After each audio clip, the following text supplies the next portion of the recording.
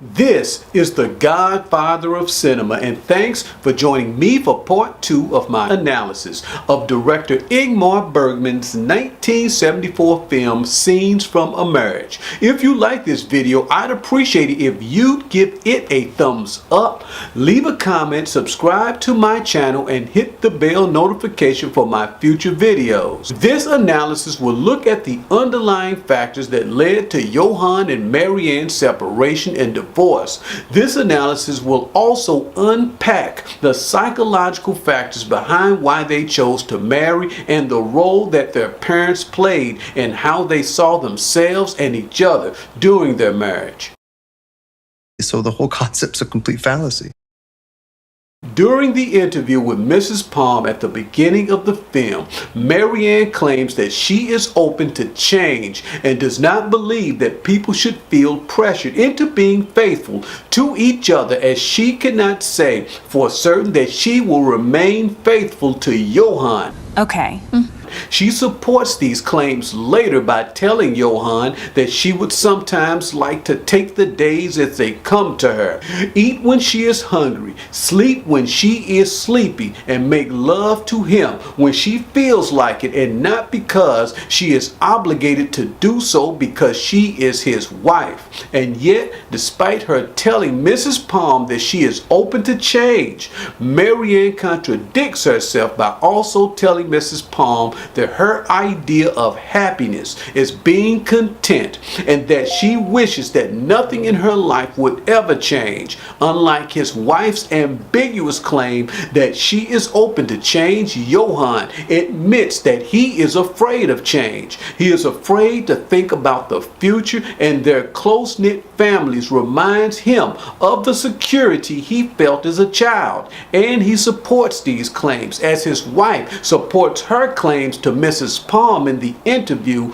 by flaring up at Marianne's suggestion that they ride to work together in his car, despite the fact that they always drive to work in their own cars. He reminds her that he does not like surprises, and like Marianne's client named Mrs. Jacobi had told her in a divorce consultation, that her dull and predictable marriage had weakened her eyesight, sense of smell, hearing, and capacity to feel anything. Johan's senses have also been similarly weakened by his dull and predictable marriage to Marianne. Okay.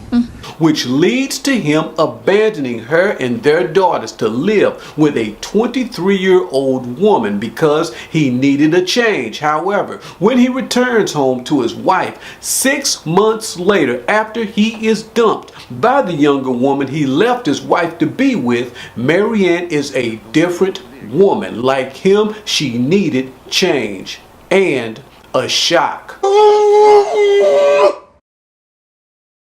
As a single woman, Marianne was always passionate and outspoken. That all of us must stand up together. She was a rebel in college. She went against her parents' wishes by participating in the May Day parade, and she supported political causes. She was independent and confident in her abilities to take care of her children, have a career, and take care of her own home without a man's help. Then she married Johan and changed.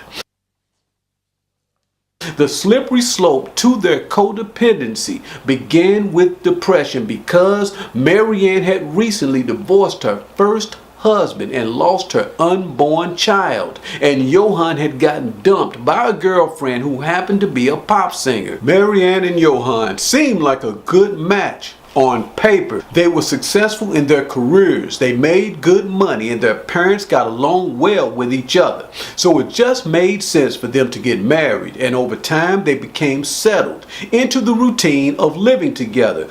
thinking together, making love whether the other wanted to or not, visiting her parents for dinner every Sunday whether they wanted to or not, agreeing even when they disagreed, consulting with each other before making decisions, and lying to each other as well as to themselves. It got to a point where Marianne lost her personality and agency over her own thoughts and emotions to Johan and vice versa.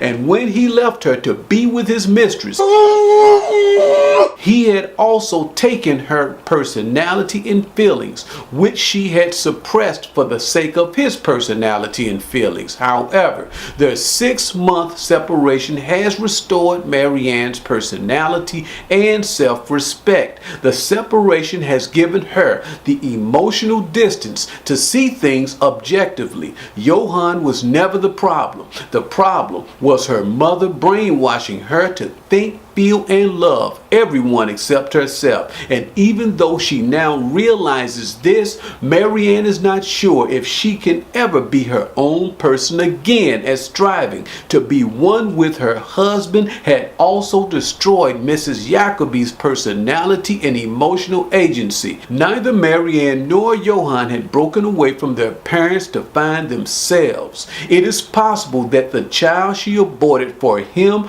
could have given them both a new way of seeing each other, as Johan's affair had given Marianne a new way of seeing herself from a perspective that she never could have attained if he had stayed with her and their marriage had remained the same without ever changing.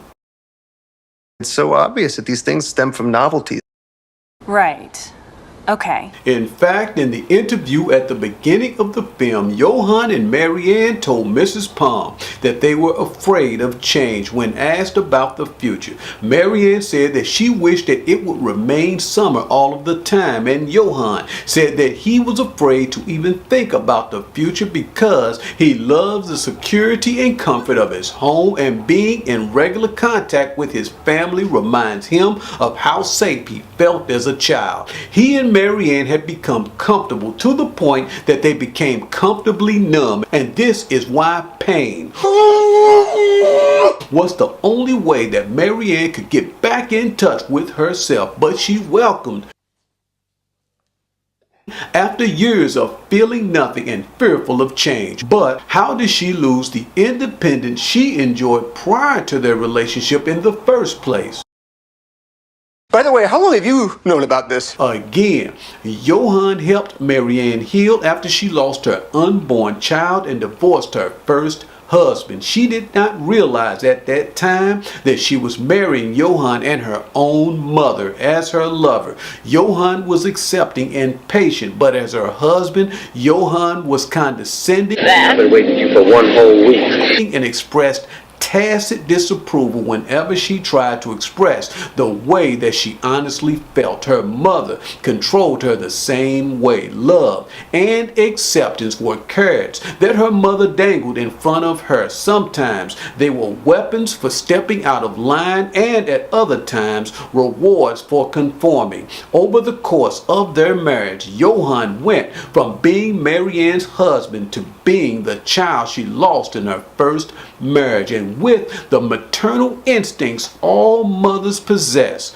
Marianne made Johan's happiness and security the sole purpose of her existence. And when Johan left her, he took everything, all of the feelings, opinions, intellect, and capabilities that she aborted for him. In fact, their separation had the same profound effect on her mind, soul, and body that losing the unborn child had on her. She fell into a deep depression and painful withdrawal, but instead of finding another man to help her get over Johan, a crutch to help her through her depression, Marianne experienced something novel: pain.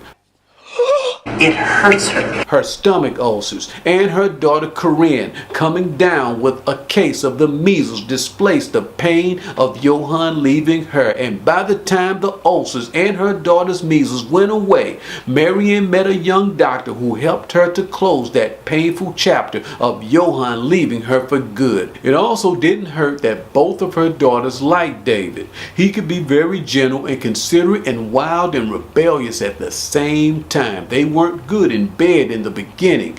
David was a demanding lover. He didn't care about her needs, and he was very selfish. Hey, stop! In a way that turned her on, because he reminded her of her daughter Katarina and herself as a little girl before her mother programmed her to care more about what people thought of her than what she thought of herself. For instance, in the film's second scene called The Art of Sweeping Things Under the Rug, Johan wants to send their daughters to stay with an aunt so that he and Marianne can spend some time alone. She likes his idea, but what will her mother and sister think about them kicking their daughters out of the house so that they could have some time alone?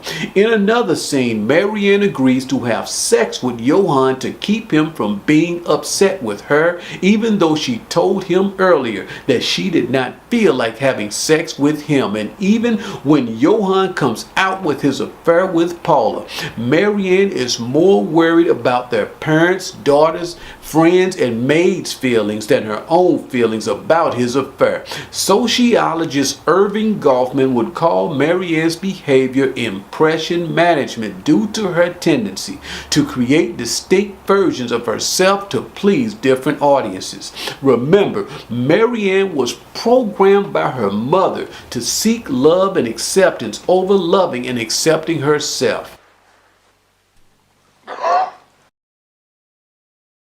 But now all of that has changed because Marianne has had her heart broken and survived it all on her own. The old patterns of dependency that shackled her to her mother's approval, society's approval in childhood are broken, and she is now ready to be honest with herself and others, starting with David, her new boyfriend. She told him over the phone that she was having Johan over for dinner to talk. They have been separated for over a year. David calls Marianne back to see if she has sent Johan home yet, and she hasn't because Johan has fallen asleep at her place. She will send Johan home when he wakes up, but when he does wake up, they make love. And when David phones Marianne to see if she has gotten rid of Johan, she takes the phone into another room to tell him that she and Johan had made love. She tells David not to call her anymore, and she also leaves the door wide open to let Johan overhear her talking on the phone. Not because she still loves him, but to let him know that she is a new woman who is not afraid of being true to herself. And for the first time in years, she can be truthful with others without feeling guilty about it. Johan gets another shock from this new woman named Marianne, who walks and talks like his old wife. Divorce papers. She is going abroad and wants to get the papers signed and out of the way. Johan had promised to sign the papers quickly when she called him earlier, but when she arrives at his office, he breaks down. He does not want to sign the divorce papers because he is homesick and going downhill, because he's scared and almost homeless, and because he is bound to her and the security their home provided for him and their daughters prior to his affair. Unfortunately for Johan, his long list of woes have zero effect upon Marianne's resolve to divorce him. So to soften her up and buy more time, he pours her a glass of brandy and compliments her on how pretty she looks.